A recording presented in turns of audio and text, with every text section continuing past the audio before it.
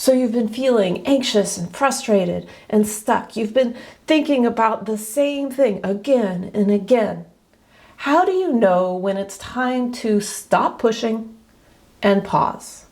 That's what we're going to talk about today.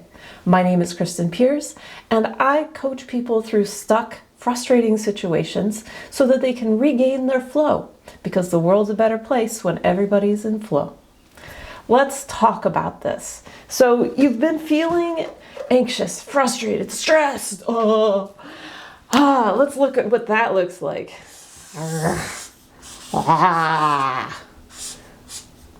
Maybe this is something that you recognize in yourself, that like,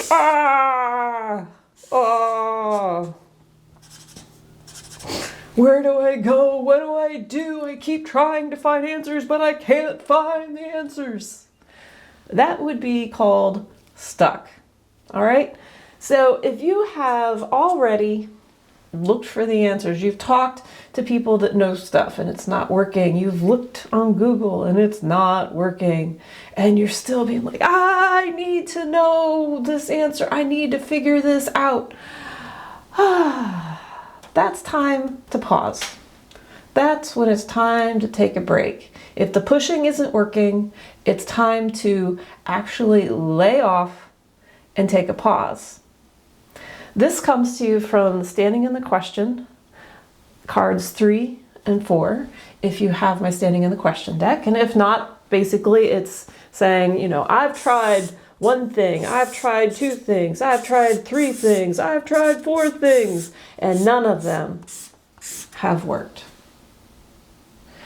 That's when you know it's time to take a pause. You can keep searching the world over and really stressing yourself out and getting more and more tired, or you could say, I'm going to pause.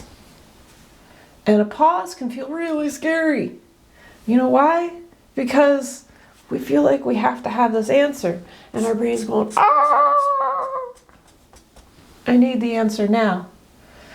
But if the answer right now isn't coming, sometimes we need to make ourselves available to receive that answer. I can feel you, and you're like, no, I don't want to stop. Because when we stop, sometimes some part of us says, it feels new feelings like guilt and worry that we're never going to get out of it. But I'll tell you, there's this other part of you that's just waiting to rest, just waiting to be still.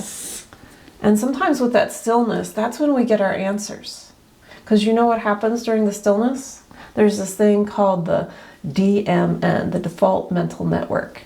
And all these areas in our brain start activating and talking to each other.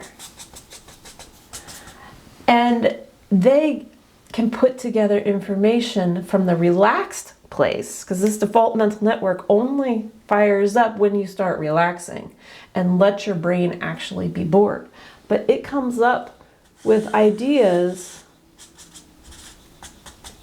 that a stressed brain can't do. Why? Because a stressed brain is focused on one thing, and it's like, I need this answer. Except a lot of times the answer we're seeking, if it's not easily coming together, isn't one thing.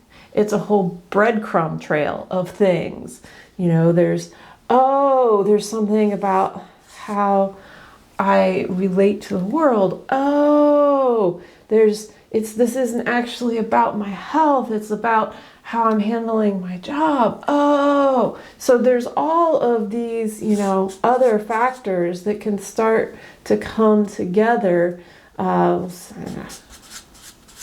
that this default mental network just is like, oh, yes, this, and this. And then you just kind of wake up with that, this clarity, this nugget. And if I change my diet, that seems like a good thing to do. I changed my diet. Now, there's a now after that. You discover. So a pause makes space for more realization.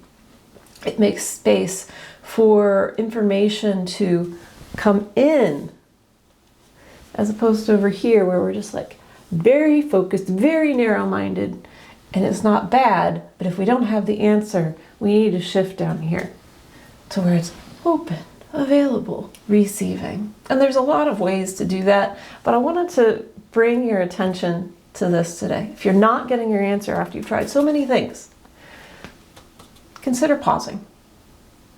Thanks for joining me. Talk with you again soon.